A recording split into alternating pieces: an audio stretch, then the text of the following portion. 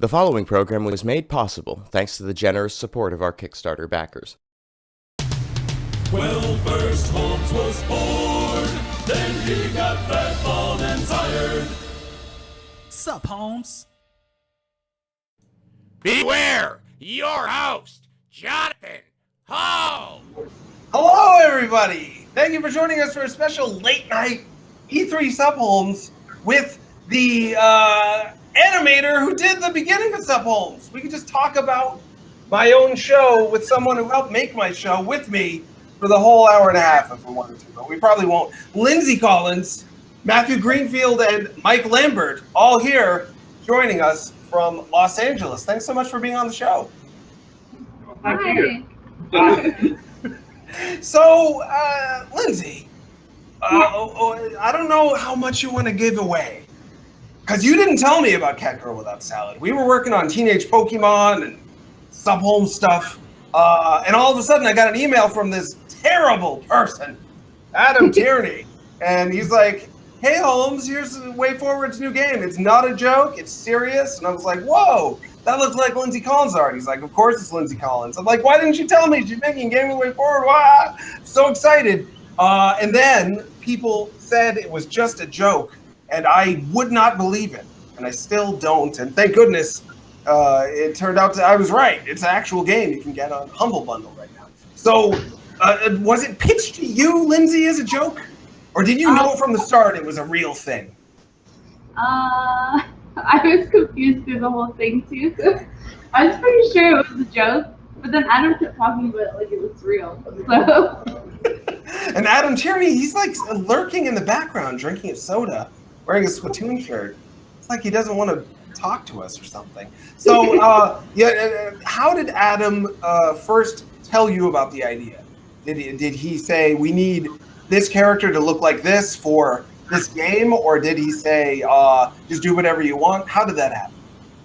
Well, first how I met Adam was because I guess he was on your show. He was? Yeah, and then he saw my art and contacted me, and then I just got an email one night that was like from this guy at WayForward, and he was like, "You want to draw pictures of me?" I was like, "Oh my god, yes I do."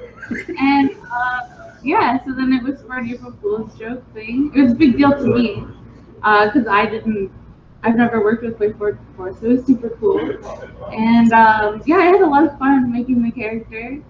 I didn't think it was gonna blow up like it did. Like I didn't think people were gonna care that much because there's so many April Fool's jokes that come out on April Fool's Day by video game companies.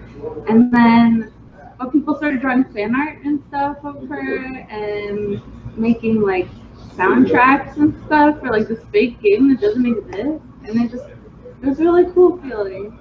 I bet it was on so many levels, and it sounds like you too were hoping that it would become a real game the whole time. You didn't go into it thinking this is just a joke idea that we would never want to pursue.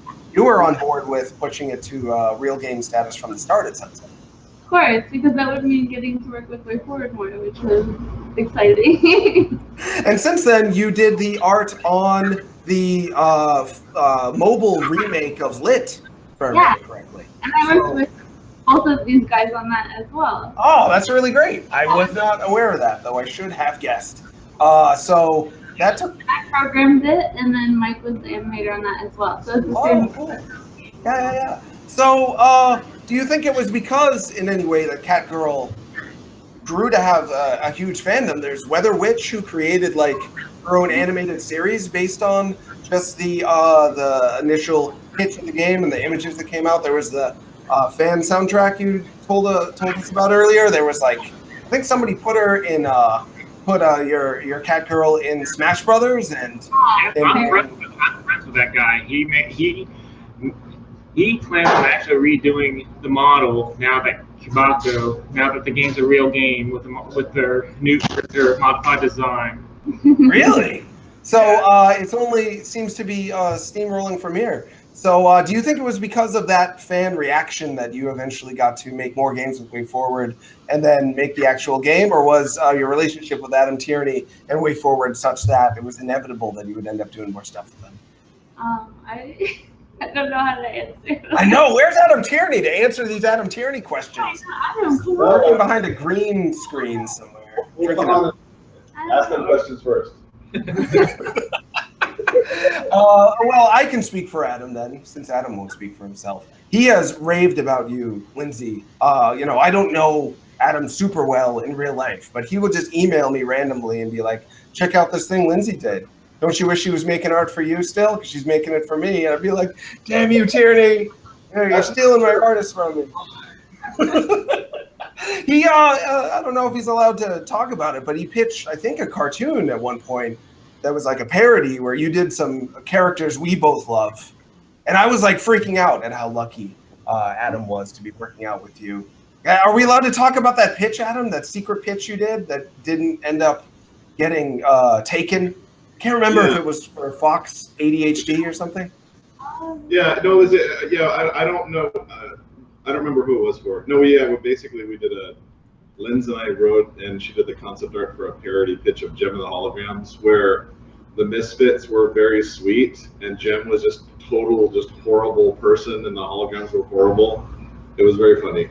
Yeah, that was so great. And I was like angrily emailing Adam back, like, this is the best idea. You need to make it. And he's like, well, I'm making a lot of things and it didn't get picked up. I'm like, nope, gotta make it though. Just like pitch it to somebody else, Adam. Do the work, Adam. Get it.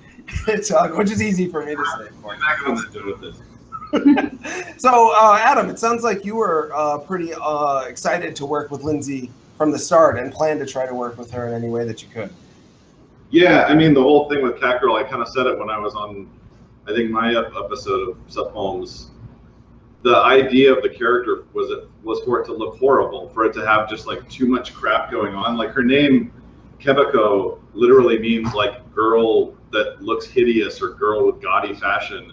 And the problem was that I gave Lindsay a list of like, yeah, put these like 10 things on a character, and we expected something that looked horrible, and it looks like super appealing and super cute. So I've said a bunch of times, if any other artist had done that, we would have just done the joke and been done with it. But she drew something that was just so adorable. We were so attached to it, and we just kept making stuff over and over. That makes a lot of sense. And Adam, if the fans hadn't reacted the way they did, if you hadn't developed a fan base based on one screenshot, a press release, and like one piece of artwork, do you think the game Can't Go Without Salad Amuse Bouche, is that how I pronounce it? You think it would have happened if it weren't for the fan support?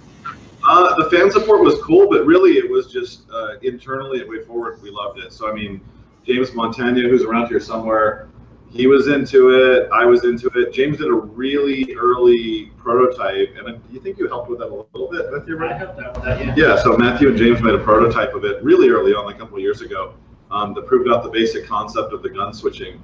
But yeah, I think even without the fan support, because everybody else has really only seen the first April Fool's joke and then a couple of sketches from Lindsay over the past couple of years. But internally, we have like, Christina as the voice, and we had Jake music, and we had animation, and we had, comics, and like all these cool things internally that nobody saw because we were kind of keeping it hidden. So the fan support's great, but yeah, we were really it's just a brand that we've loved, and we've just been kind of developing over the past 3 years. And you created a boss. Yeah. Unintentionally. What? Oh, on that tweet. Talk about that, yeah. That's right. 2013, I was talking about Nintendo Force magazine, which is a pretty neat magazine. I don't know if you guys seen it. We got a new poster. I'll show you. It's a cute poster by the Brawl in the Family artist. It's Mother 3, which did not come out at E3 this year, which is sad. Still, it's a lovely poster he did. On the other side is Kirby, which is also pretty. Someday. So I was pitching that, and I've wanted to get a Catgirl cover for Nintendo Force since like 2013 too, even though it wasn't a game yet. But I'm like, let's just do a cover. Let's just do one. See what happens. I was talking about that magazine and talking about how I wanted Catgirl in the magazine, and I typoed, as I am wont to do, and I said I'd love to make it Cat Grill monthly, every month. And I felt really embarrassed. Was going to delete the tweet, and Adam was like, let's make that a boss. And then Linz, you were like, oh, I'll draw a green-haired nurse covering her teeth, because her teeth are part of her power. she doesn't necessarily want to reveal them to everybody. And that it actually worked out. That is one of the best boss fights I've played all year. I was astounded with the ability the designers had, that James Montagna, I'm assuming, had a big part of that. Hi, James. To take the gimmick of Catgirl and somehow do it again and not have it feel derivative, to have a boss fight against someone with the same general abilities, but each ability was different. For people who haven't played Catgirl, every gun you get is based on a different genre of game. So the sports gun is like a golf club and a golf ball. The RPG gun gives you a turn-based style menu to scroll through to attack with. The arcade gun gives you a Miss Pac-Man-like character to control, to run them into enemies. And when you fight Catgirl, she has all of those types of abilities, but instead her sports gun is pool table suddenly appears. And her RPG attack summons a giant cat head. Am I remembering this right? Matthew's the lead programmer. So a lot of the boss attacks that you see really kind of came from him, and then we would just let him go crazy, and he would just come up with a lot of the stuff you see on Gunner and Chefinoff making all the food. And I remember when we were in development, because it was a really short development time, it was like 3 months total. Matthew was like, well, I want to give Aramiko, oh yeah, so it's Kabako, which means like horrible fashion girl, and it's Uramiko, which means bitter grudge girl, and Grill is like horribly aggressively jealous of Kabako, so it made sense. Those are their Japanese names. But yeah, Matthew was like, I want to give her parody weapons, and all of them have to be either like the Americanized version, or just like super lame, or like a super lame version. So it's like Kabako has like Bust a Move and stuff like that. So it's like, oh, that's the cool arcade game. But then she has like a block puzzle, or she has like Tetris, which is like okay, Blockatrix. Yeah, well, it's like a Tetris-like thing. So it's like just like the more common version, because kind of that villain is all about, I need you to notice me, and I'm better than you. So we want to kind of keep having her prove that she's not quite as good as Kabako. But yeah, I remember Matthew wanted to do that, and I was like, I don't think we have time. I just give her the same attacks. He's like, no, we can do it. It'll be awesome. And he put it in, and like that's everybody plays the game. That's their favorite thing is Aramiko's parody attacks. Wow. I had no idea that there was such intention with what you wanted to express with those boss attacks. But now that you mention it, I think Dance Dance Revolution is like totally legit rhythm game for like true rhythm diehards. Whereas the Guitar Hero series eventually became just a derivative, passionless yearly thing that came out. Even though the people who initially worked on that, they really put their heart into it, but eventually sort of sold out. And that's why Catgirl has a Guitar Hero style rhythm attack. Wow, yeah. You guys. Even really the bad ones. It's just like the more common ones or the more mainstream ones. It's like Kabako's supposed to be more cool, a little more Japanese. Right. It wasn't in a rule, but when I was like, they helped some. When I was trying to think up ones, I wanted to come like. It started off just with I wanted a Frogger type thing instead of a Pac-Man style thing, and then it kind of went on to like it's kind of I was going to say American-ish, but. Well, Tetris isn't American, but it's still farther away from the more general Japanese feel of all of Kabako's weapons. And plus the thing he said about the kind of common feel, I wasn't entirely going for these games Kabako's are cool. Like, Kabako's tend to be the ones that are cooler, but still, it does give that. It is kind of that vibe. The more common. I friggin' love Frogger. Don't get me wrong, but when it comes to where Frogger's at today. Frogger is he's sold out, man. he's not what he once was. But I still like him, so it's not like I'm playing against Catgirl and I don't like her attacks. I actually was hoping I could eventually get to play as her for like a bonus mode. So I like replayed the game like 20 times and hoped I could get that because she was really cool. Yeah, a lot of people want like that. In Kirby, there's the Meta Nightmare mode where you can play through the game as like Meta Knight, and it's like just a little bit different. A lot of people are like asking about that kind of thing. Yeah, who knows? But you know what? She'd kind of be getting like maybe a little bit more attention than she deserves, she right? kind of has to keep failing. Like if Aramiko ever succeeds, that's not really the character. So right. That's all friends. Yeah, it's off brand. Yeah. just have to lose every boss battle. Right.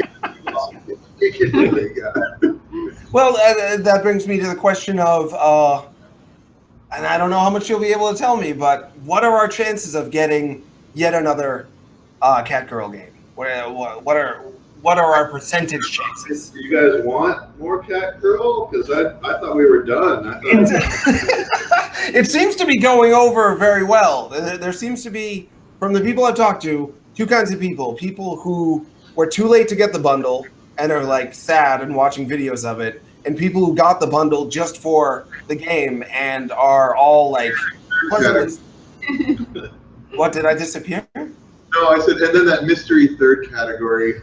I don't. Well, that it's a very interesting position to be in. I don't know how much you want to talk about it, but it's not your average game launch. It's not like you can put this game out there and think, oh well, we didn't get huge sales, or we got huge sales, and that's because it's so good. Like you can't gauge the sales of this game in the same way because it was packaged in such a way. two things, but then after that, I want to, because we've both been on Sub Home, so I definitely want to like focus on animation with Mike and Matthew on the programming and Lynn's on the art stuff. So we might vanish again for a bit. But two things. One, this game as it is only exists because of Humble. So I know a lot of people are annoyed that it's like, oh, it's part of the bundle. But really, they're the ones that saw the prototype by Matthew and James that said, right, oh, this is awesome. We should do this.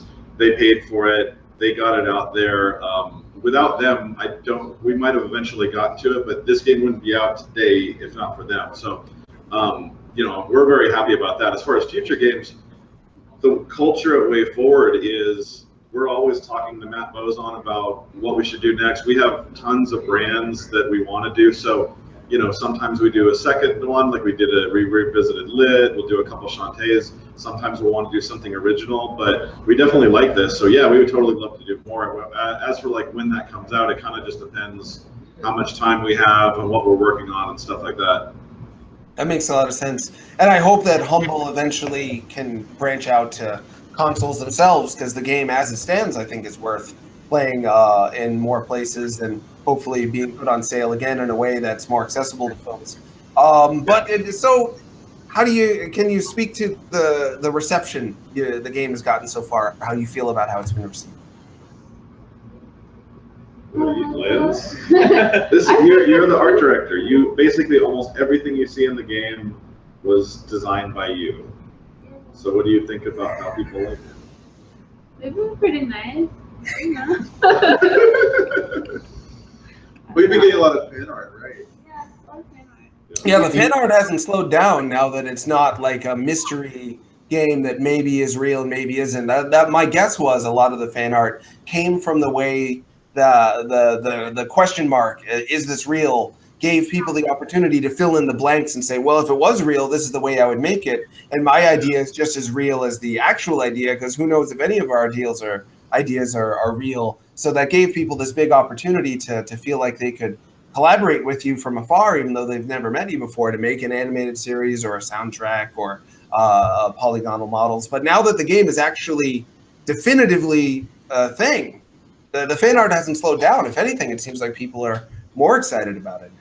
Yeah, actually last night, it made my night. I got a sketch from Alex Ahad of Skullgirls of Kubako, and I was so happy. It was so good. It was so adorable. I tweeted a picture of it if you want to see it. And if I remember correctly, a while ago, Mariel Cartwright, who worked on Skullgirls, did a commission of Catgirl as well. Yeah. Yep. Yeah, Adam commissioned. And, Oh yeah, Zambi Candy on Twitter is one of my good friends, and she drew like 2 adorable pictures of Kubako. I was super happy to get them. There's been tons of great art. Like I love it. I love seeing all that stuff. I've never had like a character that people like to draw and are like sending to me all the time.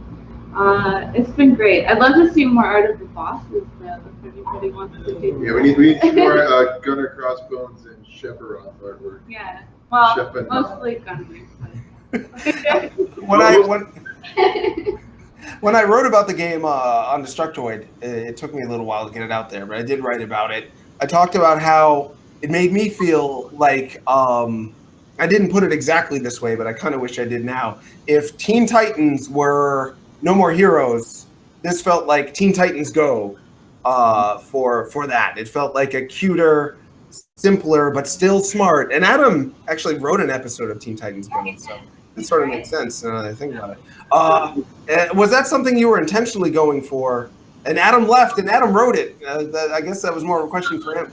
Yeah, he's over there. That's all right. He doesn't have to. He wants to focus on you, Lynn. So, about what you just said. where you?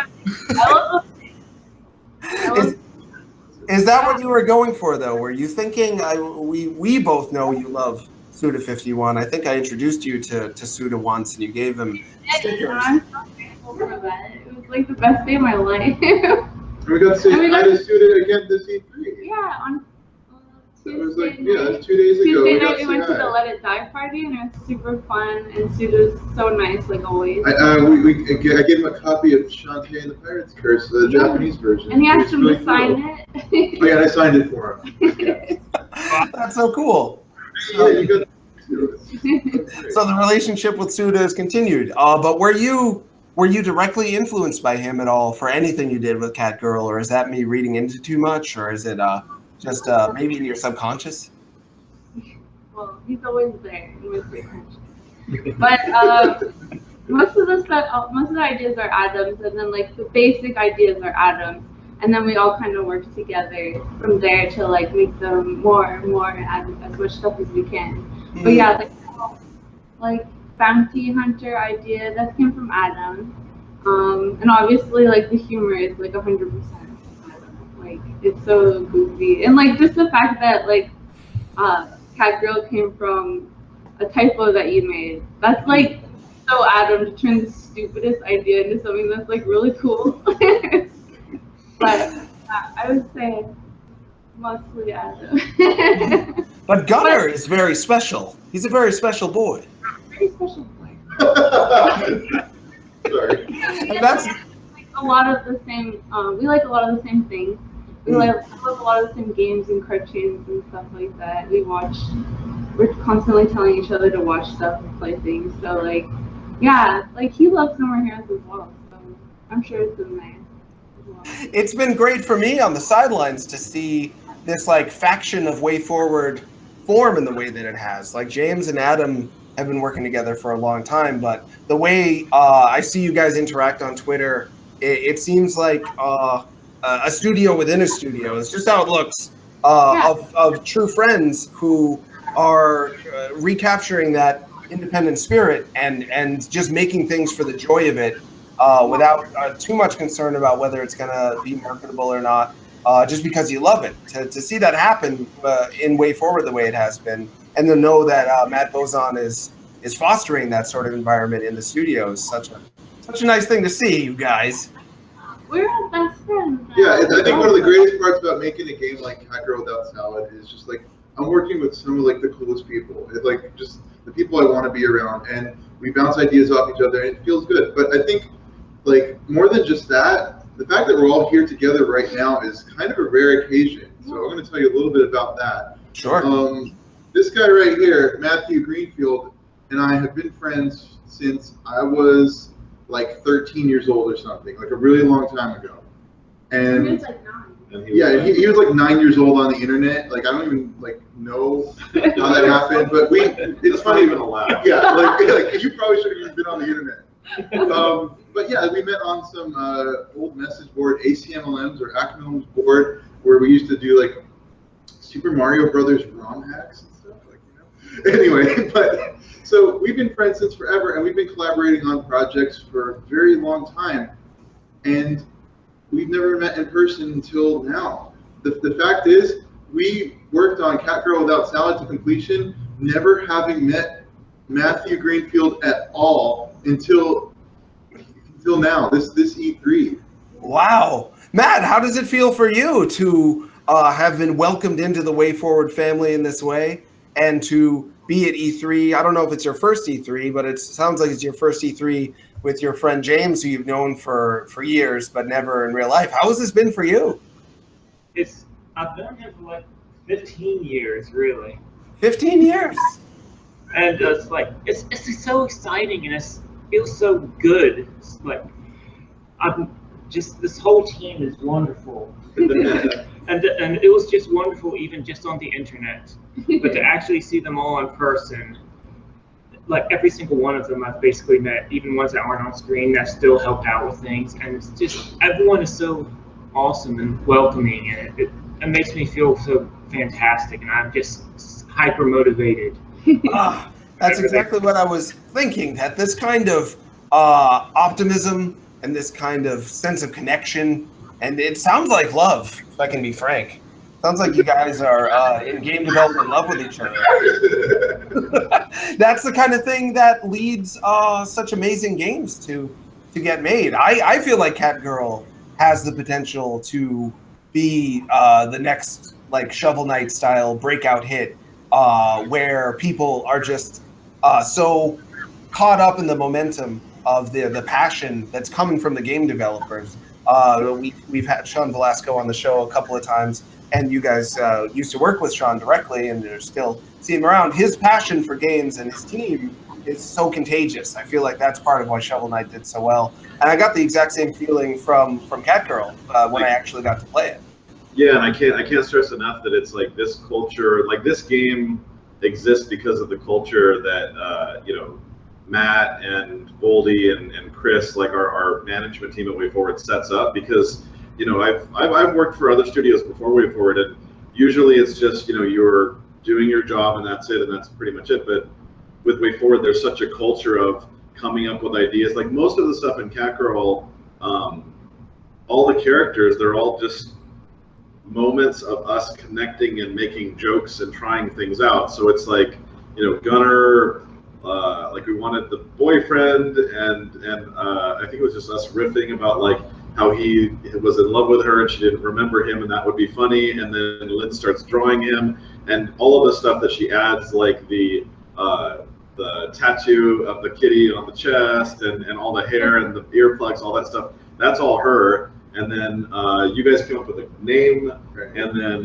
when Matthew gets programming on the boss, like all of him sending out the different notes and the different hearts and stuff, most of that comes from him. And then when he's like hitting all his dramatic poses and strumming and all that stuff, and that's Mike and Lynn's working together. So it's really just like all these characters, especially all three bosses, are just everybody on the team just chipping in little ideas and making each other laugh. And a lot of the stuff, like, we dove into it not knowing some of the stuff that appeared organically, like what we call the offering, the thing you get at the end of each boss battle, and you can either grab it or shoot it, and there's a different outcome. That was just from us all working on it. It's like, oh, this would be cool, and what should it be? And then a lot of the sequential stuff, like I kill him and it cuts to black and the heart breaks. That's always Matthew trying stuff out. So yeah, but I mean, that sort of culture, to go back to like your point, that really, like, that's what Bozon and the rest of management at WayForward set up. And I think that if you go to another studio where you had a creative director who really was more about like, no, everything has to come from me,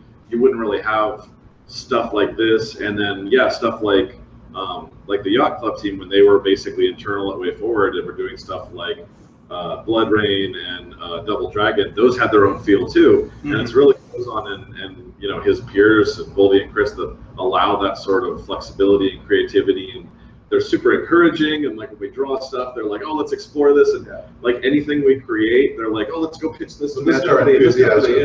Like we had all these great pitches just now at E3 with publishers, and we're showing them stuff that I've created and Lynn's has created and James and Matt, everybody, just because it's such like an open community. Awesome. So things are happening now at E3 that could lead to even more games from your team coming into existence. Oof. That's pretty exciting. I don't know, to break it up a little bit, we could just talk about E3 for fun if you want, just like people talking, because you're at E3 this year. Have you played stuff that made you happy? We all played Zelda. Zelda was amazing. Yeah. So good. My theory is this new Zelda is actually a direct sequel to Skyward Sword, because that's why Link has the same right hand, and that's why he's been asleep for like 100 years. You guys have actually played it, though. Do you get that sense at all? It's Skyward Sword. I really like Skyward Sword. It like makes me a pariah amongst game developers who like actually know what makes a game good. because apparently it's like factually a bad game, but I like it. You know? I probably love it then. 'Cause I love God Hand and I love Piano 3. Everything that's supposed to be a failure is my favorite game. I wonder if it'll come around Jar Jar Binks style, and like it's been really cool to hate Skyward Sword, but now all of a sudden I'm seeing like women in their mid-20s say that the prequels are their favorite movies, and they still like Jar Jar. He's such an innocent soul. Jar Jar is my favorite. You love Jar Jar? I love Jar Jar. I We've bought like never talked about this. as written by Jar Jar, so all the writing is like Misa blah blah blah, like the entire book. And I had like one of those like stupid, those like statues that's like a room guard that you get for kids. It's like somebody came into my room and it's like the little toy said something. I had a Jar Jar one of those, and I bought all the Pepsi cans that had Jar Jar. I like him. He is a true misfit who means well. He doesn't have a malicious bone in his body. He's the anti-Han Solo. He is a sweetheart for now and forever. Jar Jar Binks. You heard it here first. Thanks, guys. I hope. Wow. What if you guys got to make the Jar Jar game? What would you even do with it? I don't think it's okay. I'd probably start inserting him into every beloved scene just to screw up the canon. And so it'd be like Luke destroys the Death Star, and it's like, oh no, but it was actually cut, and it was actually Jar Jar doing something else, and he was responsible for it, and was just happy.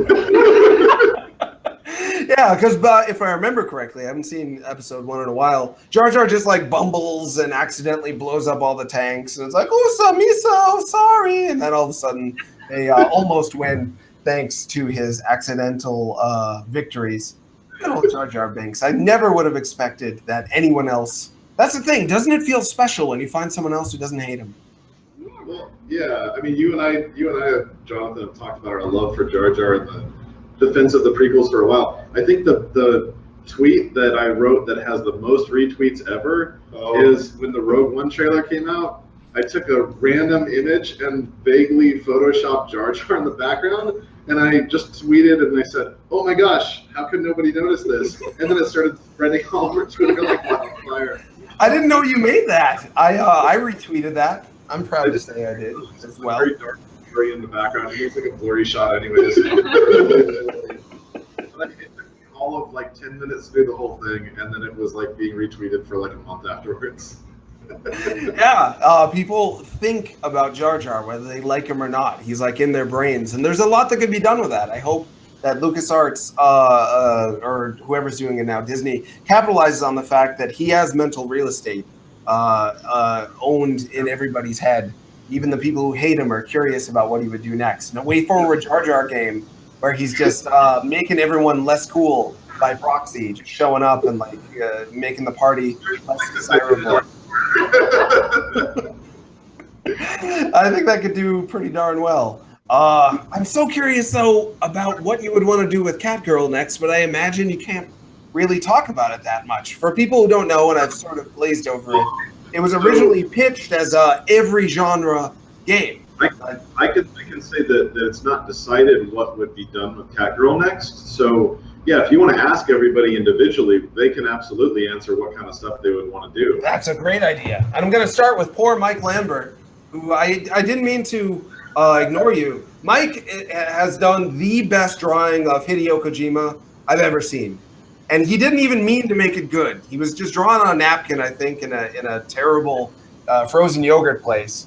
And I was like, Mike, what are you going to draw next? And Linz was like, just do Kojima. He's so dreamy. And then he drew one, and it was like photorealistic Kojima on that napkin. So if people wanted to know a little bit about Mike Lambert, that's one of the many great things he's done. He's worked on all sorts of games. You worked on Binding of Isaac, Afterbirth? No, Rebirth. You worked a little bit on 1001 Spikes, like two of my favorite games, period. Yeah. 3D. Yeah. I remember when you first, and you worked alongside one of the animators on Smash Brothers on that, if I remember correctly. Yeah. So good. So, Mike, what would you want to do with a new Catgirl game if you had unlimited budget and unlimited time and unlimited team to make any sort of Catgirl game? What would you do? No. Probably It's one hard, of right? Well, yeah, I definitely want to do more animations. So it would probably be 2D animated because you like working with polygons as well. Yeah, 2D stuff. You did a 3D Kabako at one point, though. Yeah, I made a 3D Kabako once. It'd be cool to do 3D stuff too, but yeah, probably mostly 2D stuff. I'm really enjoying doing 2D stuff lately. Have you ever worked on any fighting games, Mike?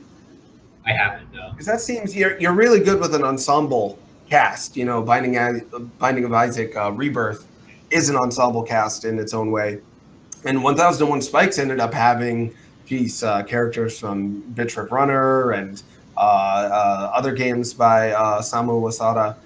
It's got a huge cast, so I see you somehow being able to work in a huge cast into a game. Like, can you think of what games you would want to cross over with Catgirl, just off the top of your head? A Catgirl versus Solid Snake? How would that work?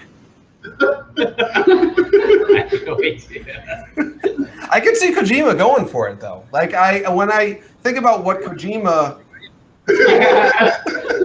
Kojima's got a weird life. So many games that have come out were influenced by games he made like 20 years ago. So it's got to be very odd for him to play a game without just thinking like, oh, I remember when I made up that idea. It happens to Ron Gilbert. I talked to him about it. But Catgirl, he's never played anything like that before. I picture him being so embedded in the world of games that in order for him to get that taste of, new game feeling again, he needs to dig pretty deep. But he could get it from Catgirl. Catgirl would be like perfect for him. So I would imagine he would want to team up with you guys ASAP with Norman Reedus. Whoa! That's it! Huh? Gunner as Norman Reedus. Christina V would have to play Kabako, of course. But a live-action Catgirl could totally work. Directed by Kojima. Yeah. Am I just ranting? I'm sorry. Mike, did you have anything else you wanted to pitch for a Catgirl idea? Sure. You do? No, I don't know. I didn't think you did. I didn't want to keep pushing you, though. Matt, what kind of Catgirl game would you want to make? Yeah, I think the main thing for Mike would just be more animations, because all the full character animation you see in the game, anytime anybody actually moves, is all this guy. And it's so, like, Linz's art plus Mike's animation is such a perfect just blend. Like, they complement each other so well. And I wish we had time to do a ton more animation. We were always kind of like, so there are some characters that are a little still, or that they don't have much going on other than spinning, and that's just because it was a quick game to produce. But yeah, I would love to see as much Mike animation as possible. Oh, sure. It almost goes without saying, but yeah, Mike is an incredible animator, in my opinion.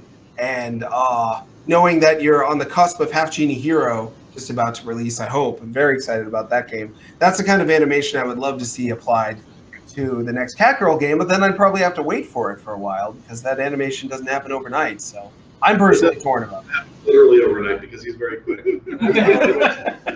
Yeah, 3-month development cycle on that. How many different frames of animation do you think you had to make over those 3 months, Mike? He's 7, right? Yeah. Maybe 8. Well, Kabako's got a very nice kind of still animation, but it's not still at all. Her tail is flapping, and her wings and her dress. So there was at least, it looked like 12 frames in there. There's a bunch of different enemies. I'm frustrated about the reception of Catgirl, even though it's been very positive. All the same, like, I want more people to play it. This is something I'm allowed to say, so I'll just rant about it for a second. And I want people to like get it immediately. And a few people have seen it for just a few seconds, and especially on the video I did where we had trouble with our stream, so it looks very framey, so I've had to like tell everybody that it's actually got very smooth animation. But still, they'd see like 3 enemies on screen and be like, oh, I bet that's a game where there's only like 3 enemies total. I'm like, no, there's an eye, and then there's an eye that's sore, and there's a crocodile with sunglasses, and then there's a Space Invader shop. Like, there's a lot of different characters in the game, and they're all very well put together. Say again? I think it's a game you really have to play. Like, screenshot isn't really going to show you everything that's in that game. Like, it's really hard to capture it unless you play it. Yeah, even like a trailer or clips, it's like, if you can't get a hold of the game and you just want to check it out early, I'd say watch some of the playthroughs, because watching somebody go through it, they all kind of have the same reaction, which is like, oh, this is cute. They're like, wait, what's going on? Oh my God, wait, what's going on? And it just keeps getting crazier and crazier. And so some of the playthroughs, hearing the Let's Players just laughing because of how things are overwhelming them. And it's like, I can't DDR while the guys are shooting at me while they're talking and making jokes. It's just too much. And you did keep rolling out new enemies. You didn't just stick with like the basic Goomba type guys. They keep advancing and advancing. I'm trying to remember. Oh, there was one son of a gun in the RPG level who could shield. Am I remembering him right? That's W. Yeah, he tore me apart. He's a monster. Scary stuff you came up with. What was the story about W? Yeah, tell a story. When we started, we had all the artwork for ideas for enemy designs and such, and we were trying to come up with what each enemy should do. And James was making lists and putting down ideas, and I was working on ideas, and he had lists of really clever enemy names. And then for the skeleton entry, it was just W. And it was pretty obvious he just had that. He either typed it by mistake or just had wanted something there. And then I just came up with this convoluted thought of like missing nose style, that glitch M Pokemon, just like it's some kind of eldritch skeleton, but like in a funny way. And that probably does not come through, but it is kind of difficult to deal with. That kind of. That's what. That's why his name is W. And I think our QA, WayForward's QA team caught it and gave us like a bug, like enemy appears named W. Like, yeah, so. And it worked for me in terms of the way the game is paced, because you'd gotten a sense of the game's sense of humor at that point. And there's a lot of Pokemon style mix of words into compound words that have double or triple meaning, which are really clever and fun. But you feel like these are funny people who want to invite me into the joke and make some of the comedy gameplay that I can interact with. But it's definitely like cute, fun humor. And then suddenly W shows up, and you're like, I don't know these people anymore. They can do anything to me. The unpredictability kicked right back in, right in time for the big boss fight, which blew my mind. I wanted to say, like, as far as the enemies too, and again about how like it's just there are no clearly defined roles on this team. It's just everybody chipping in. Most of the enemies you see are so completely out of the mind of Lindsay Collins. We would give her we would say, okay, first world is radical 80s and go make stuff, and then it'd be like, now we're in RPG world, so do stuff like slimes and dragons, go. And then she would just say, okay, here you go. She'd give us like a page of like 50 drawings of mind-blowing things, and then we would kind of pick the ones that we like and shape them a little bit. But yeah, almost everything you see enemy-wise and objects and characters, it's so much just this pure Lindsay Collins experience. And is that hard, Lindsay? Or in the right atmosphere, do these things just pour out of you?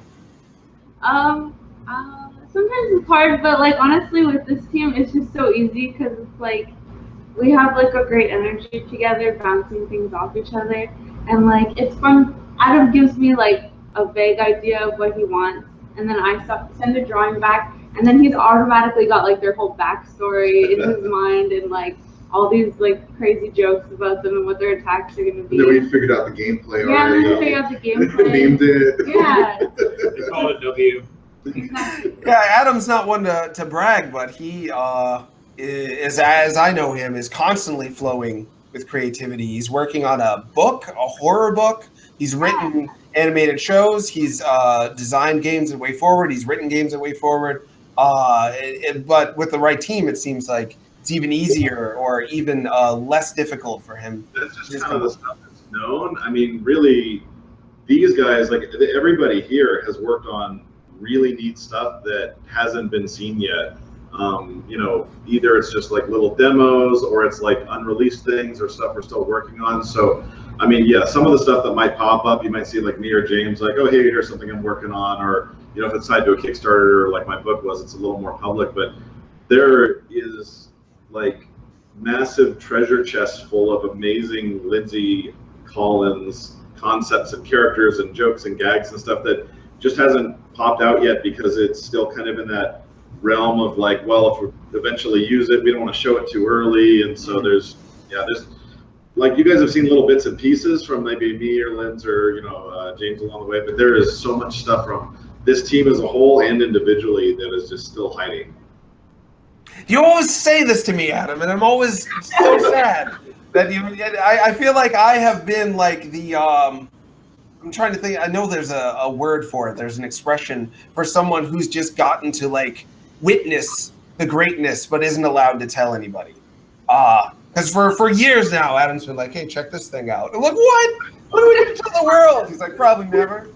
Anyway, this was not a joke. This is a real game. Believe me, this has to exist. You were like the prophet coming down and saying, "I've seen her, and she's got cat ears, and I know she exists." And so now she does. Yeah. Internally at Destructoid, there was plenty of jokes at my expense about my trusting nature. I believed in WayForward all along. And James, you and Linz have worked on it's the club, Dodge Party Club. Yeah, we worked some of my solo projects. Lindsay and I just happened to work together because we work well together. It's fun. It's cool. So, like that's some of the stuff like outside of WayForward that we've been able to kind of work together on.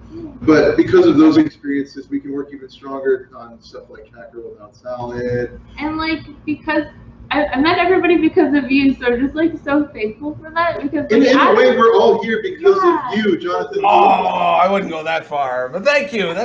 I'm so happy to have. I met Adam because of you, and Adam became like one of my best friends so quickly. And then I got to visit WayForward that summer, and James showed me the like demo he made really fast for Cat Girl, and I was like immediately like his song choices and everything. I was like, I love you. I used Carrie Palm You music, and immediately we're like, you get me. You get my soul. And he's like my favorite game Fish on Fun. I'm like mine too. Oh my god. And he loves Summer Heroes and everything, and it was like, wow, I found my people, and it's because of you. Is this back in 2013 when this all? Yeah, 2013. My goodness. And Lindsay and I first met in Japan, and I think Mike was there too. Were you there too, Mike? If I remember correctly, I was at Tokyo Game Show 2010, and very confused as Japan was very disorienting, but very exciting. Always wanted to go there. And I think from the distance, someone go, "Hey, is Jim Sterling here?" And it was Lindsay Collins. She recognized me as Jim Sterling's sidekick, and I was so excited to hear English and to talk to somebody who I could relate with on stuff that we've had in common. In this case, it was that she knew who I was. That story all the time. Like you were there for your job to meet people. I was there with Mike. I wasn't working in the games industry or anything. But you found time to talk to me because you knew that I liked the same games as you. So like that was really nice. I guess so. I mean, it was very nice. I think that you wanted to talk to me at all, and then I found out you were this incredible artist, and we talked after that. I think you ended up making Samus and Sundays with Sagat stickers, and I was like, oh my god, I need to keep you in my life forever. I'm never going to forget this. And here we are, still talking about it. So yes, where was I going with all of this? Oh yeah, Dodge Club Party. You're recently selling merch at an event in Canada. If Twitter is anything to do with it. Yeah, we were all just kind of hanging out in Toronto, Canada. It was my first time visiting, and it was mostly an excuse to hang out with Linz and Mike, but we got to go to the Toronto Comic Art Festival on the way, and we made some cool shirts, yeah. I mean, you're wearing a really cool shirt right now, James, from the designer of WarioWare and Rhythm Heaven, but I think the shirt you did with Linz might be even better. Like, no. It's not fun to do art competitions, but I'm just excited, so I'm yelling about things. Yeah, it looks so great. So, are you seeing a larger marketability for the characters that you're creating with Linz? Because those shirts, I hope they sold well. I know I would have bought one if I were there. Everybody loves the characters that Lindsay creates, so definitely it resonates with people. People see it and they want to learn more about it. And yeah, absolutely. To answer your question, absolutely, of course. I wonder, Cat Girl T-shirts, could that happen? It would be something that WayForward would be talking to you about. Could Is that? That something people would want? Do you want to wear Kibako on your body? I think a whole heck of a lot of people want to identify with Kabako. I think the only reason we haven't seen a ton of Kabako cosplay yet is because that would be an expensive cosplay. That would be a difficult one. Right? You purposely like made her complicated. I did. But I still hope to see it. I've seen it. Oh, well, all the same, it will happen, and it'll happen when somebody truly wants to show that they are a cosplay genius. Like a cosplay genius could do it. I wonder, I know a couple cosplay geniuses. I'll have to ask them about that. We look forward to seeing it. Yeah, me too. We didn't quite get to asking everybody about what kind of Catgirl game they would want to make, if they have specific ideas about it. Yeah. Well, like the main gimmick, one of the main gimmicks of the game is, you know, every genre at once, and we have about 6 guns, and that is not every genre. So like, if we make like a sequel, or if we make a series, or if we make a movie, or not a movie, but I want to try and. We're supposed to talk about the movie. I want to try and fit in as many guns as possible. You know, now, Cover every genre. like if I had like, I don't know if we can cover every genre, but every plausible genre, and then a couple implausible genres. And, you know, at least as many as like, say, a Kirby game has abilities. I hope we get to see a Catgirl game with at least that many guns genres. Wouldn't that like? I think that'd be great. Plausible. I mean, I do like that, but. Sure, video game genres to me are inherently funny. That's part of why Catgirl is funny to me. Like RPG, what does that even mean at this point? It's something we all understand, but if we think deeper on it and peel back some layers on it, it's like that actually doesn't make any sense. That could be anything from Skyrim to Final Fantasy to Pocket Card Jockey, because I'm leveling up a little horse there. They all technically count, so I'd be really excited to see more ways you could reveal the comedy of video game genres in general with those guns, but also the way you've managed to make them just legitimately fun to use, regardless if it's funny or not. Because a joke only lasts for maybe the first 3 or 4 times you experience it, and then the surprise level dampens down, so it's not quite as hilarious. But then it has to actually be fun. You've managed to do that. I can't picture you doing a Grand Theft Auto gun, though. I don't know how you would possibly do that. I don't know if Possible? It would have to be, I guess, because you've got a platformer gun with an adorable, to me, it looked like an amalgamation of the hard-working mascot stereotype from Mario. Like, I'm a cute baby man, but I love to work. So it's like masculinity and cuteness. What's that? They have names. The platform gun characters have names. Oh. We refer to them as there's two different brothers. Yeah. They are Meggio and Luwiley.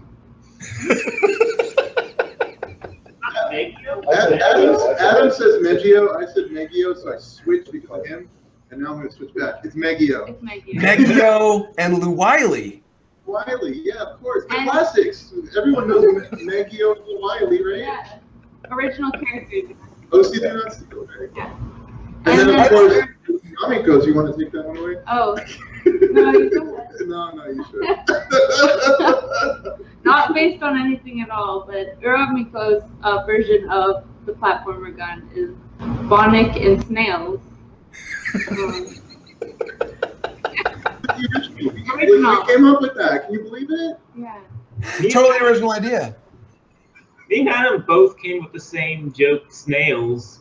Independently of each other. It's like I just put in this little character, and I didn't have a name for a while, and I just named it Snails the Helicopter. It's a powerful weapon. Like I think Meggio is a powerful force. What? Jake Kaufman showed up. Didn't know that was gonna happen. I've already wrote the Snails the Helicopter fanfic. Talk about the music. Hi, what's up? Jonathan, talk about the amazing music. Oh, sure. So when I wrote about the game for Destructoid, I had very limited time, much like the development of the game. I'm like, but I've got to do it justice because I know people are waiting to hear about Catgirl Without Salad. They've been thinking about it for years, so I got to like be smart real fast before my baby wakes up from a nap. And when I got to writing about Jake, it's hard to talk about music in general because music is something you really have to experience. I don't think words usually can do it justice. But I could describe the personality that I got from the music that Jake made, and it felt like Jake on fire. It felt like Jake without any restraints, with Jake, of course, wanting his music to fit what happens in the game, as he always does, but without any sort of like, Jake, this has to be a forest level, or Jake, this is like lava. This is just like, Jake, make us feel stuff. Jake, give us that candy Jake feeling. And you're like, sure, I'll do it. And it just explodes all over your face with the feeling you give us. So I only have time to do it once before the game has to ship, so they can't be like, we'll review this 7-minute song. Time so I'm like, all right, I can do anything. They can't say anything. We gotta go. Magic power. It's true. And so, yeah, did you have that, because they didn't have time for revisions, Jake, you just got to do whatever you wanted? I knew whatever I did, they were going to be like, yo! So, like, I'm not even sure what revision we would have possibly asked for. Yeah, well, that's the thing. It was crazy for a minute, around 3 minutes to, like, 9 minutes. Can you change the French horns to be less crazy in that way and more crazy in this way? It's like, it's like you cannot comprehend the form, of Gigas' true attack. And how long the soundtrack is much longer than 7 minutes, isn't it? This is sexy Gigas monster. What? Really? Yeah. I gotta see that. I went to a show. I played a show as Sexy Gigas? Yeah, dude. From I Earthbound? had my hair, and it's just like I was super fat though, so I mean, but it was pretty sexy. Just roll with it. Yeah, that's still, yeah, regardless. Yeah, I was happy. Sexy Sorry. fat secret Hades happened? Jake Cobb? Well, last time I hugged you, you were wearing a toga, dude. Oh yeah, that's right. That was a Destructoids Total War Rome party that I think Sega sponsored, and I quickly bought a toga and a wig, and we sang like "Don't Stop Believing" or something like that. Oh, that's right. What a beautiful. I moved my life. And I did though. It was true. I was speaking from the heart, dude. Yeah, me too. We both stretched our faces so hard that double chins like grew with passion and love. If you had had a beard, you would have gotten to experience the Jake beard lock, which is like me and Danny beard, just like, and it's like Velcro. It's really nice. But music for this game felt as good as that. I'm with friends. I'm having a good time. How long did it take you to write it all? How long did it take to compose it?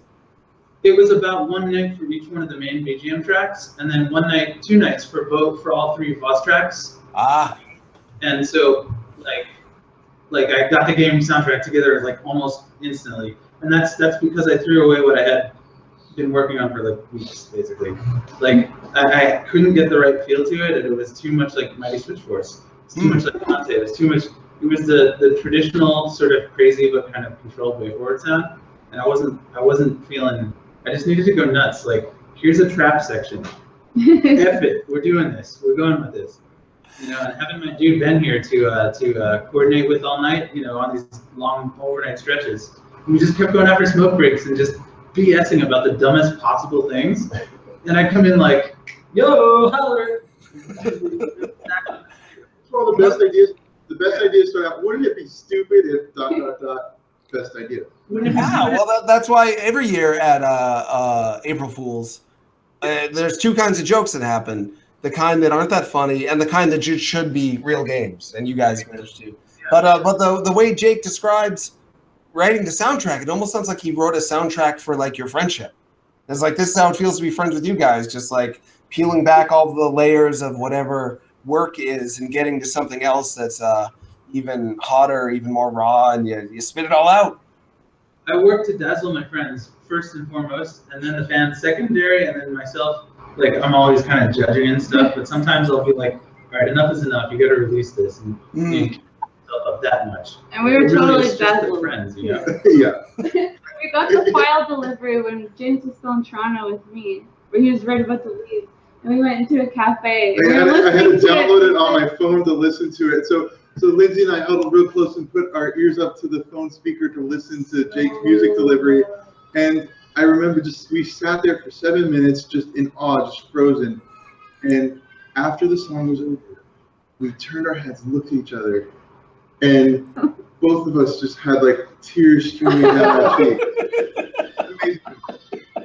And this was earlier this year, so.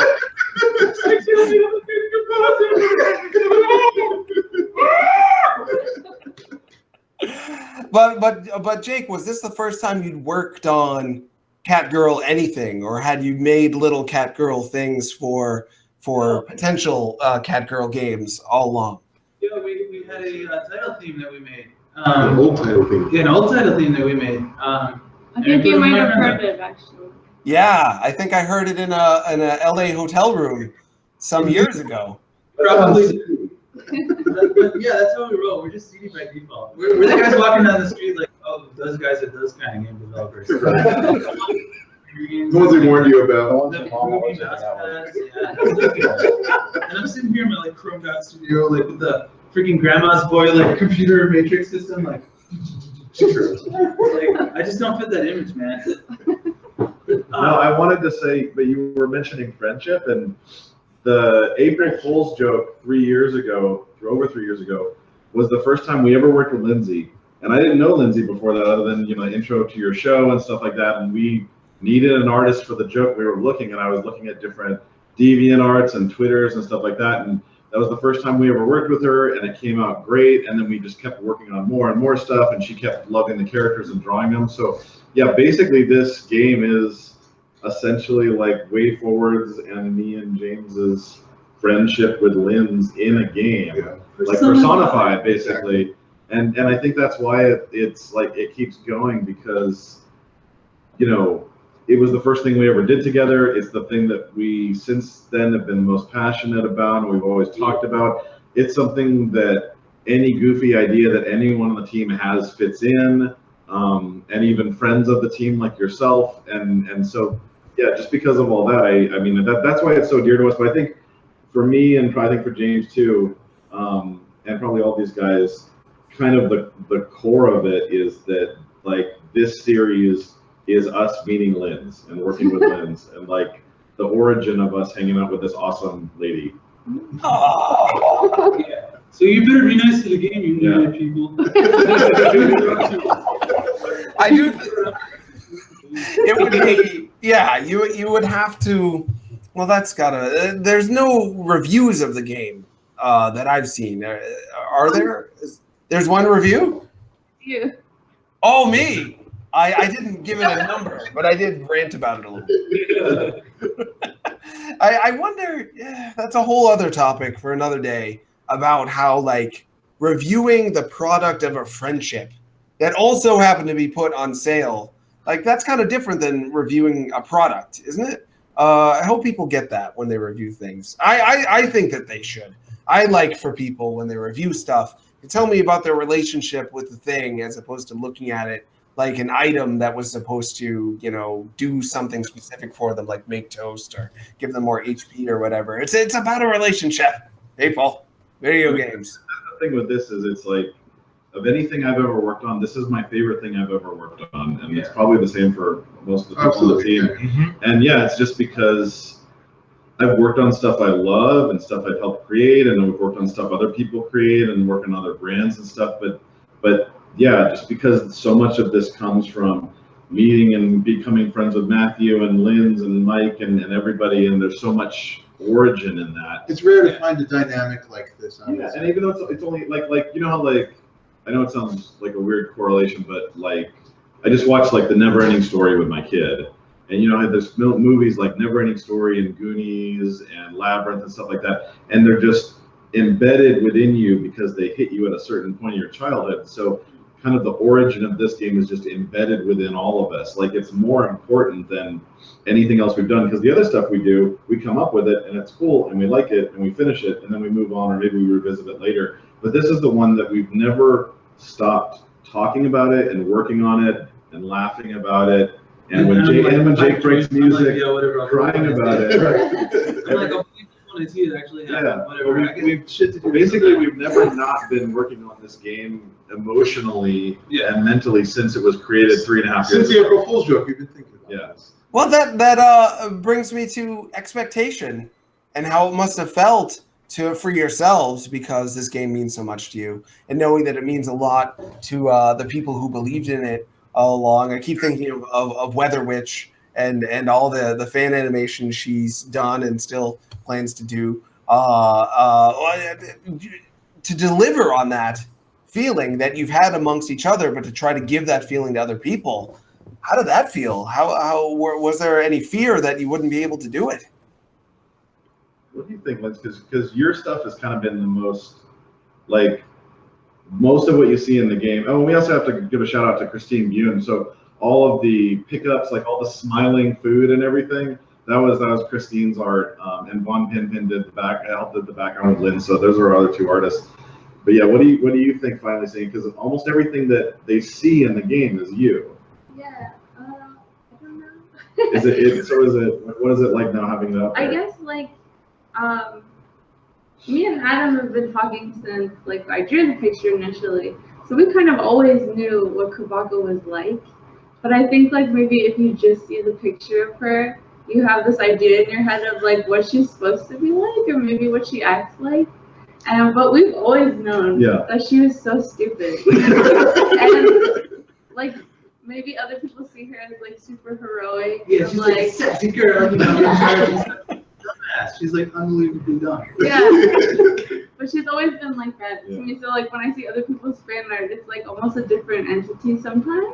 But sometimes I get it. Like, and a big part of it, so one of the key people of this team who's not here tonight, because she has to work, is Christina V. And so Christina V, she worked initially with James on Adventure Time, and she did Shantae stuff. She did the song for the Kickstarter, and now she voices Shantae. And we were kind of becoming buddies with her through all that stuff. She also did a bunch of other things for us. She video directed TML and cast it, was in it and everything. But we grabbed her one time when she was just happened to be in the studio, and we're like, hey, can you do some audio for like a little test for Cat Girl? And we didn't know what the voice was. And I think that was before she was even the voice of Shantae, if I'm not mistaken. I don't remember when it overlapped, but it was while that was being decided, and yeah. But so basically, we didn't know what the character was like. We knew that she was kind of weird and kind of like a hara hara harako, fully coolly kind of crazy way, but we didn't know exactly who it was. And then we were listening to the studio, and she's like, okay, I got it. And then we did the first take, and she's like, what? She immediately got it. Yeah. And like, literally right out the gate. The take is, you can listen to the source, you just hear everybody so loudly outside the studio cracking up and just dying. It made the hair on the back of my neck stand up on the first line. But it was like, it broke my glasses into 1,000 pieces. Yeah. Like the same way there was that huge moment when we first saw the Lynn's art, and it's like, oh my god, who is this character? Hearing her voice come out of Christina, just so perfectly nailing it. She came to life. She just came to life, and it took her to like a whole other level. And Adam sent me a voice clip after that as well, because I wasn't there for that, so I didn't get to hear it. But he sent it to me later, and I never heard any of my characters have like a voice before or anything like that. And he sent me this voice clip of Christina saying, "Hey Lindsay, thanks for drawing me," and I was like, "What?" Yeah, do you think Christina got to cut loose with the character, like how the rest of you got to cut loose in so I mean, you know, let me just put it this way simply. Like, Christina's the voice actor who drops the mic if it weren't on a stand. It's all in the booth. It's absolute. You walk into the booth, it's 20 degrees hotter in there, and it's like she just walks out like. You know, it's like exploding behind her. It's like, she's nuts. She's like so full of energy. There's always explosions behind her, and she doesn't look back. She doesn't ever look. She doesn't need to because you know she's just that shiny that she just reflects off her hand. She's like, yeah, whatever. But yeah, she was the director, the acting director on Skullgirls too, right? Remember that? Yeah.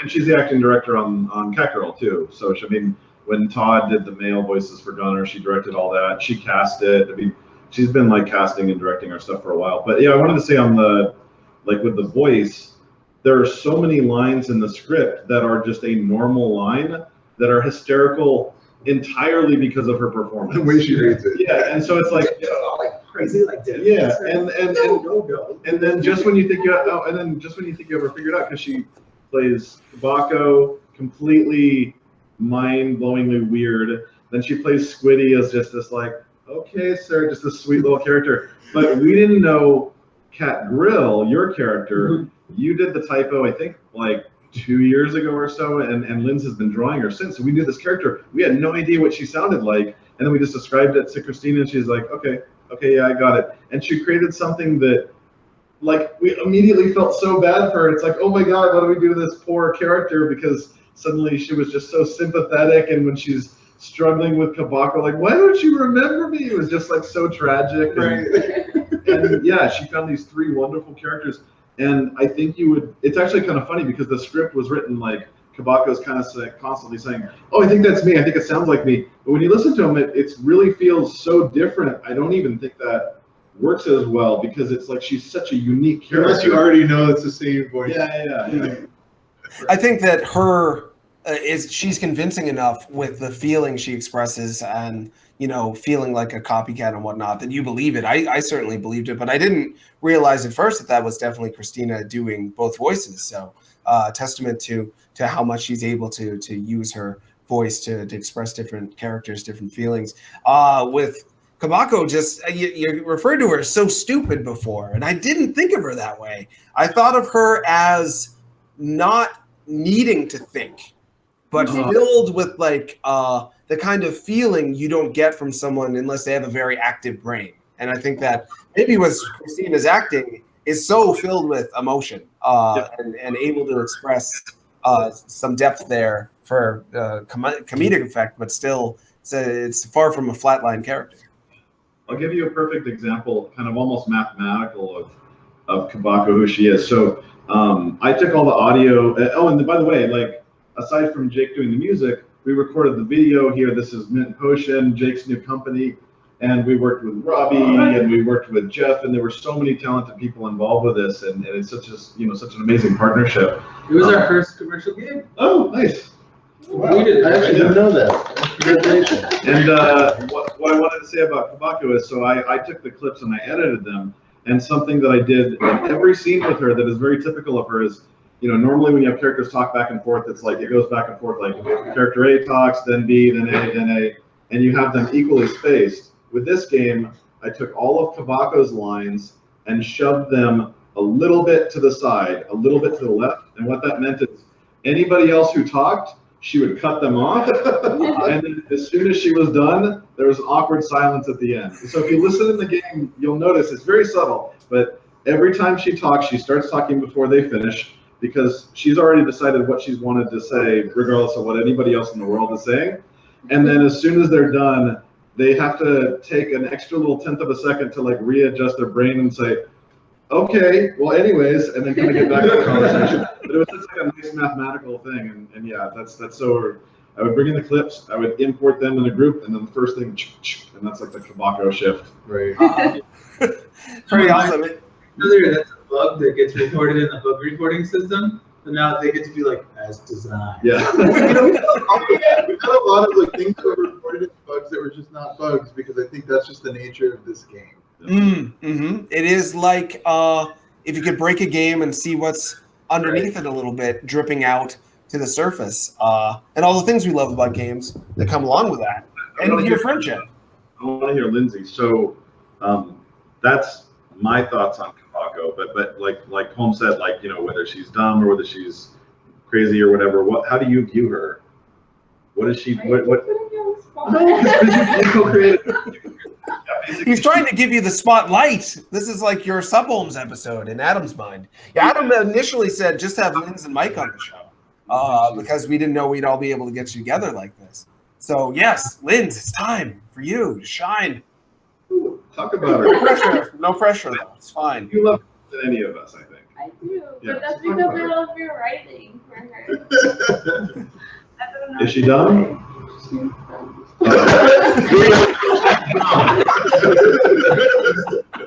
I know Linz a little bit. I think Linz and I have met in real life 3 or 4 times. There was the Japan time. There was the frozen yogurt time. I think was the same as the President Cat time. There was 2 times. Maybe there's been like 5 times. 5 times in. That trip to Japan that got delayed, and we landed in Boston, and then you took us to the Bad Art Museum and bought us burritos. Oh yeah, I remember that time. So maybe it's been like 6 times, but I can't claim to, have a lot of experience with just interpersonally getting to hang around with Lindsay. It's been 6 times in 3 years or so. No, 5 years. 2010 being the first time. But my thought on Kabako, because I'm an analytical guy, was like, this is how Lindsay feels, but doesn't necessarily want to be so extroverted to show it. So Lindsay often feels like she's just like, I'm just trying to live my life and figure stuff out. This is fun. Hey, well, who's this guy? And just because that's how we met with that. And that's what Kabako is doing like throughout her entire game, is like wandering up to strangers and being like, I kind of remember you, but yeah, do you want to fight or have a conversation? Whatever. Just completely disinhibited in that way, but not having to be overwhelmed with self-consciousness or consciousness at all. She's just kind of living life like a breeze. It's right there. Yes. Does that make sense? Did I do that right? Yeah. Okay, I wasn't sure. I was just giving you a shot. Also, I mean, one other thing is, in which we talk about a lot, is a lot of her jokes are, depending on how you refer to it, either dad jokes or uncle jokes. Like Linz and I, and all of us, but I think especially Linz and I, really love stupid dad uncle jokes where it's like, oh man, I'm so hungry. Nice to meet you, hungry. My name's Dad. Like that sort of stuff. And yeah, so Kabako is probably like 30 or 40% dad jokes. Well, we're out of time already, unfortunately. That was a full hour and a half. It's 11 o'clock p.m. my time. I've got to make sure my son is sleeping. And got to go to bed and wake up and do a whole day tomorrow. You guys, E3 is over. How do you think it went? It was fantastic. That's good. Woo! And more cat girl things will happen. I hope. That's no person's history so far. Yeah. So people can hit up Mint Potion for work. They can hire you guys to do things. Do people know that, Jake? Yeah. Sure. They need to know that. So if you're watching this and you're looking for things, We'll work for anyone. Yeah. Yeah, Mint Potion. Jake Kaufman's there. Jeff Luke's there. Dale North's there. It's an incredible team of people. What other things should people know about that you guys are doing, working on before we go? Well, we're the world's first game studio where all of the members, every single person who's employed by us is also a musician. Right. So we're going to make video games of our own that have really awesome music that we all work on together. Like not just me, but everyone's talents. You get Jeff Luke in there from Double Dragon Neon, and like you got and Rescue Girl. Like Jeff is awesome, Dale's amazing, Robbie's like the best engineer I know. So we're gonna make the world's best game music if we can, and then show you how we're doing it 3 nights a week on camera, on stream, live. So good. For 6 hours stretches, 8 hours of broadcasting, 3 nights a week. So it's gonna be absolute insanity in here. That's why we're building all this stuff, because it's a schoolhouse / open studio where we're making video games and music like around the year round.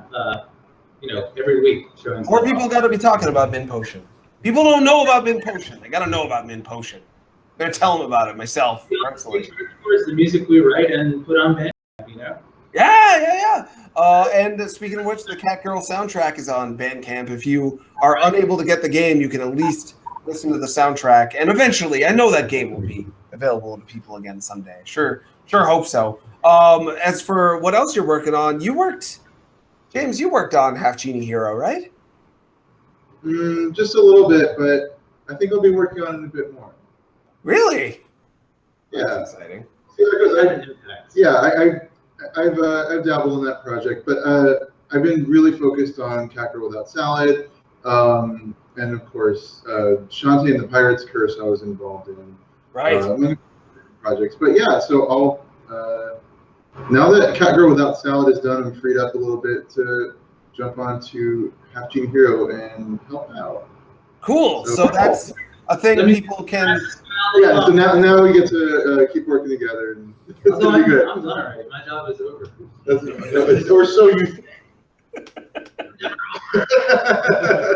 I have to sign 2,600 CDs by hand. Oh yeah, yeah, that's right. You have one of those. You got your work cut out for you. They tried to talk me out of it so hard. I feel like Jake, you're gonna. You insisted. You told us my signature is like this.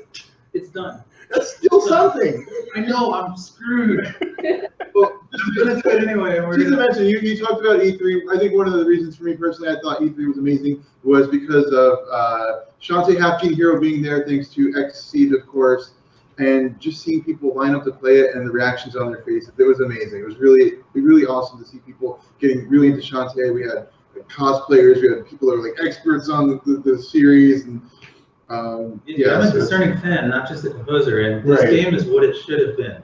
It figured out how we promised it would. We made modest promises and we exceeded them in a lot of ways. Like it was like really pretty cool how it's turning out. Like I'm really proud of this one. Yeah. Considering a Kickstarter project, a lot of them suck. And it's been in development for a long time, but I think you're absolutely right. I think people knew, because they've been talking about Shantae Half-Genie Hero for a long time, so they thought they knew what it was. But this E3 showing has exceeded a lot of people's expectations and really we're really looking forward to it and be excited about it. And and thank you for patience, and yeah, and it's going to be good. And now that I'll be able to kind of help out even a little bit more, we're going to just make it even more awesome. And basically, we did a Kickstarter where nobody can accuse us of being lazy. Oh, absolutely not. I do think this is the year for WayForward original characters to be in the spotlight. I'm glad to see Catgirl has gotten some spotlight, and I think Half-Genie Hero will get even more. And then hopefully we'll get more games from both of those characters sooner rather than later. I'm excited about it. Anything else people should know about that you're all working on that you want people to hear about before we go? Your book? No. Mike, did you ever get to make that game about the little pig? We're working on tons of stuff, but it's all secret. Oh, your little pig. I love that little pig. I still think about him at night. I'm like trying to go to sleep. I'm like, what'll make me feel good? So stressed out. Life's so hard. Oh, that little pig that Mike Lambert made. I love that guy. So I hope that little pig comes to life someday. And I guess people can follow you all on your respective Twitters to keep up to date. Lindsay, you're at Linsbot with a 0 for the O in bot, and Linz with a Z. Is that right? Nothings. Zeros. And Jake, you're which one's here again? Are you Jake the dog? I'm Bert JK. Oh, that's of course you are. Just kidding. Just kidding. Or does it? Yeah, I'm on Twitter. No, wait. While we're plugging stuff, let me plug Newren because, like, I don't want to pitchforks and tar and stuff. Like, we're going to be doing that twice a week, basically working on it for 6 hours at a time. The VR rock opera that we kickstarted. Oh, that's right. Yeah, because now that we've made good on Shantae, we're going to make good on Newren and actually develop that sucker. It's also going to be late, but it's going to be also exceeding expectations. Awesome. So, yeah, we have a whole team working on it basically, and we're basically starting the graphics production stuff full force on like 4-way split screen TV live twice a week for 6 hours stretches. Like, yes, you can watch us make this thing together, and we'll switch back and forth between interesting shots like, oh, Robbie's doing something cool. Oh, Jeff is having a food fight over there. You know, whoever's being less boring, we'll show them. So it'll be like a roller coaster. As much as it can be to see people staring at copies of Maya and Unreal Editor. That's not really interesting, but we'll try our best to make it interesting. With your personalities involved, and for people to feel like they're on the ground floor for something like the first VR rock opera made by a collaboration involving Jake Kaufman, they're going to be on board. Come watch us. Anyone else want to plug a thing or a Twitter thing, or should we just wrap it up? Follow this guy. Dinner Sonic. Follow this guy on Twitter. He needs more followers. He's got good funny Twitter. He's got he gets it done. Honestly, if you like any of the gameplay, any of the weapons, and all the physical, funny, actual gameplay stuff in Catgirl, like 80-90% of that came from Matthew. So this guy's MVP. He's awesome. Yeah, he's WayForward's always had a legacy of like sort of having funny programmers that put in like practical jokes and stuff. Like when Mikey put "I'm 4" into Shantae, where's the villagers just says "I'm 4," and like that just kept ship it. But this guy took it to like way beyond the next level. Ridiculous amounts of Yeah, like if you like it when Gunnar just starts stage diving on you, or when he throws out merchandise that's raining down, it's all Matthew. All right. Well, consider me convinced. I'll be following you, Matthew, as soon as the show's over. As for me, I'm at Tronnuts on Twitter. You can watch the show later on YouTube, youtube.com/Supholm Show. You can listen to it on Libsyn and iTunes. I guess that's it. Thanks so much for being on the show. I wish it could go on forever. Bye. Bye-bye.